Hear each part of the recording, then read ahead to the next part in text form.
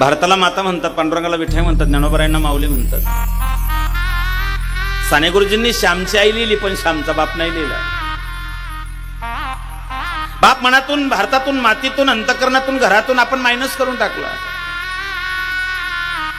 वेद, शास्त्र, पुराण, ग्रंथ संपदा, संत, ऋषी सगळ्यांनी वर्णन केलं ते आईचं, व्याख्यान केलं आईचं, कवींनी कविता केल्या आईवरती, व्याख्यान झाले आईवरती, सेमिनार झाले आईवरती, धडे आईवरती, नाटक आईवरती, सिनेमे आईवरतीच.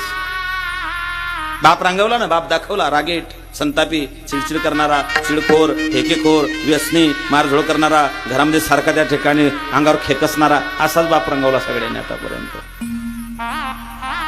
बाप खरंच असा असतो का? लेकरू मनातल्या गोष्टी आईला सांगतं, अडीअडचण आईला सांगतं, प्रेम आईवरती करतं. शक्यतो आई सोबत मनमोकळेपणानं लेकरू कधीच बोलत नाही. माफ करा, बापाशी, आईशी बोलेल, गप्पा मारेल, चर्चा करेल, अडीअडचण सगळे भांडणं केलं तिला सांगेल, काही असलं तर सगळं तिला सांगेल. बापाशी मनमोकळेपणानं बोलत नाही का?